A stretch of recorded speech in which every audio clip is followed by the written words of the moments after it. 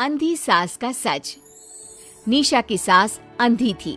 वो ठीक से देख नहीं सकती थी, लेकिन शादी के बाद, माँ जी खाना खा लीजिए, और हाँ मैं आपको दवाई दे रही हूँ, वो भी खा लीजिए।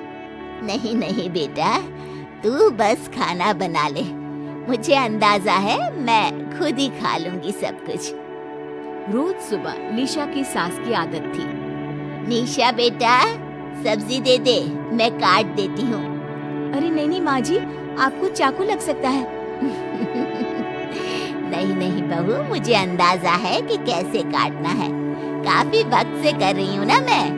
वैसे भी डॉक्टर ने कहा है कि थोड़ा बहुत काम करना जरूरी होता है। माँ जी, डॉक्टर ने कहा है तो दे देती हूँ आपको, लेकिन मेरा मन नहीं मान रहा। अरे बहू, काम नहीं करूँगी तो कैसे चलेगा, बिल्कुल ही अपाहिज हो जाऊंगी। निशा सास को वो जो काम बोलती वो करने दे देती है। एक दिन निशा की सहेली का फोन आता है। सास सुन रही होती है कि वो किसी से बात कर रही है। क्या हो गया रमा, हमेशा परेशान से ही क्यों रहती हो? आ जाओ ना कभी मेरे घर पर। अरे नहीं रे, तुझे परेशान नहीं करना चाहती हूँ। मैं जानती हूँ तेरी सास अंधी है। अरे कैसे मैनेज करती होगी तू अकेले? मेरे घर में मेरी सास कोई काम नहीं करती। मैंने तो इनको साफ कह दिया है कि काम करेंगी तो ठीक है, नहीं तो इन्हें वृद्धाश्रम छोड़ आऊंगी। निशा की सास सहेली की बात सुनकर डर जाती है। वो बिना निशा का जवाब सुने वहाँ से चली जाती है। सास के जाने के बाद निशा कहती है, अरे नहीं, मेरी सास तो पूरा काम करती है। वो सब्जी काट देती है तो मैं छोंक देती हूँ, वो आटा गूंथ देती है तो मैं रोटी बना देती हूँ।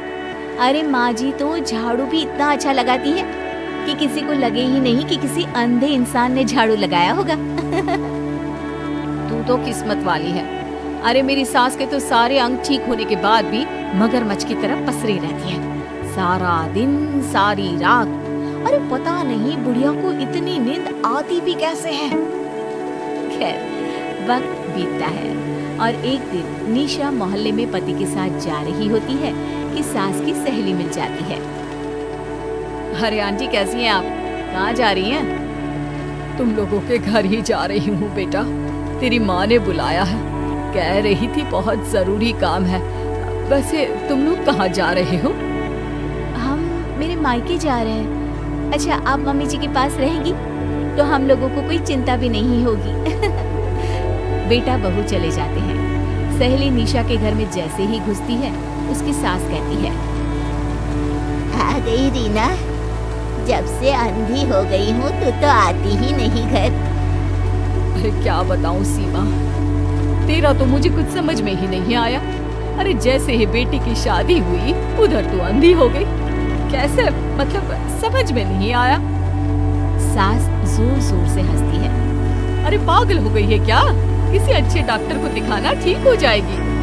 मन नहीं करता क्या दुनिया देखने का? कल को पोता पोती होंगे, उन्हें कौन खिलाएगा? तेरी भी तो बहू आई है, तेरे भी तो बेटे को बच्चा हुआ, कितना खिला लिया तूने। अरे हमारी तो किस्मत ही फूटी थी। लड़की की पहले दिन से ही डिमांड थी कि सास ससुर के साथ नहीं रहना, चाहे जो हो जाए। अब बोल क्या करती मैं? फिर क्या कर लिया तूने? दोनों आंखें होने के बाद भी परेशान ही है ना? हाँ, पर चल कम से कम दुनिया देख तो रही हूँ ना, तेरी तरह अंधी तो नहीं हो गई। निशा की सास शांत हो जाती है। उनकी आंख से आंसू गिरने लगते हैं। अरे रो मत, क्यों रो रही है? वैसे भी दुनिया में ऐसा कुछ नहीं है कि जो देखा जाए। चालाक बहुएं और ऊपर से वो बेटे जिन्हें बचपन से सीने से चिपका कर पाला, वो भी बीवियों के कहने पर माँ से लड़ पड़ते हैं। तेरी गुलाबी रंग की साड़ी बहुत अच्छी लग रही है, और ये जो चश्मे का फ्रेम है ना, जच रहा है तुझ पर। सहेली शांत हो जाती है। मतलब तू अंधी नहीं है, तू देख सकती है। हाँ, तू मेरी सबसे खास सहेली है, इसलिए बता रही हूँ। मैं ठीक हूँ, बिल्कुल ठीक। अरे तो फिर अंधी होने का नाटक क्यों कर रही है? दुनिया देख ली है मैंने, देखा है मैंने कैसे सास को देखकर बहुएं रंग बदलती है। मैं अपने बेटे के बिना नहीं रह सकती। पति का साया तो पहले ही उठ गया। बेटे को बहू ले गई तो क्या करूंगी? सारा काम कर देती हूँ, वो इसी में खुश है। सहेली निशा की सास को गले लगा लेती है। लेकिन झूठ बोलकर कब तक? अरे कब तक ऐसे रहेगी? थोड़ी ही देर में बाहर से बेटा बहू के आने की आवाज आती है। बस चुप कर, जो मैं कर रही हूँ बस साथ दे मेरा, नहीं तो। बहू घर पर आती है। सामने 2 कप में चाय, शादी के एल्बम और कुछ खाने पीने का सामान रखा था। माँ जी, कुछ खाया आपने? खाना क्या है बहू, बस चाय पी है। सब्जी दे दे, मैं काट देती हूँ, रात के खाने की तैयारी हो जाएगी। अरे नहीं माँ जी, मैं खाना बना लूंगी, आप आंटी के साथ बैठिए ना। बहू सारा खाना बनाकर सास को आवाज देती है और सभी बैठकर खाना खाते हैं। माँ जी, ये लीजिए, कटहल खा लीजिए। ये कह रहे थे कि आपको बहुत पसंद है। हाँ हाँ, ला दे। बहू सास को रोटी का डिब्बा पकड़ाती है, लेकिन सास नहीं पकड़ती। वो कटहल देना बहू। बहू जल्दी से सास को कटहल दे देती है। अगले रोज फिर सास झाड़ू लगा रही होती है कि बहू कहती है, माँ जी, आप ठीक से झाड़ू नहीं लगा रही। पीछे देखिए, कितना सारा कचरा फैला हुआ है, लाइए मैं लगा देती हूँ। सास डर जाती है और पीछे देखती है। कहाँ बहू? अरे कहीं तो नहीं है कचरा, देख। नहीं माँ जी, आप देख नहीं सकती ना, इसलिए आपको नहीं दिखा। बहू सास से झाड़ू लेकर सारे घर में झाड़ू लगा देती है। सास अब जो काम करने जाती, बहू उनसे छीन लेती।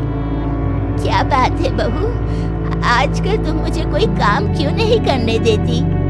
माँ जी, काम ही क्या है, हम 3 लोगों के लिए खाना और 2 कमरे की घर की सफाई, ये तो मैं आसानी से कर सकती हूँ। सास को समझ में नहीं आता कि आखिर बहू ऐसा क्यों बोल रही है। वो कुछ दिनों तक सब देखती है और फिर एक दिन बहू की सहेली आती है। अरे रमा, क्या बात है, कैसे आना हुआ? बैठ, मैं चाय लाती हूँ। अरे नहीं नहीं निशा, तू सहेली से बात कर, मैं ले आती हूँ चाय।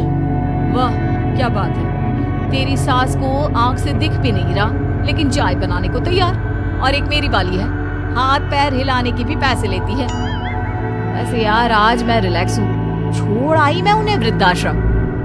सास डर जाती है और अंदर से चाय बनाकर ले आती है, लेकिन डर के मारे सास के हाथ से चाय की ट्रे गिर जाती है। बहू की सहेली बोल पड़ती है, अरे कुछ काम होता नहीं है तो करती क्यों है बुढ़िया, एहसान दिखाने के लिए? अरे मैं तो कहती हूँ तू भी इस अंधी को वहीं छोड़ा। नहीं नहीं निशा बहू, मुझे माफ कर दे, गलती से ट्रे गिर गई। मैं सारा काम करूंगी, बस मुझे मेरे बेटे से अलग ना कर, मैं नहीं रह पाऊंगी उसे देखे बिना। बस माँ, यही सुनना था। आप देख सकती हैं, फिर भी डर के मारे जो नाटक आपने अंधी होने का खेला, मैं उसे खत्म करना चाहती थी। माँ जी, आप घर की बड़ी हैं, मेरे पति की माँ है, मेरे लिए आपकी जगह भगवान से कम नहीं। आप अंधी नहीं भी होंगी तो भी मैं कभी भी आपको खुद से दूर नहीं करूंगी। माँ जी, मेरा विश्वास रखिए। फिर निशा सहेली को देखती है। अच्छा होगा रमा कि तुम मेरे घर से चली जाए, क्योंकि मेरे घर में ऐसे लोगों के लिए कोई जगह नहीं है जो बड़ों की इज्जत नहीं करते। सास चैन की सांस लेती है। जीती रहे बहू, जीती रहे।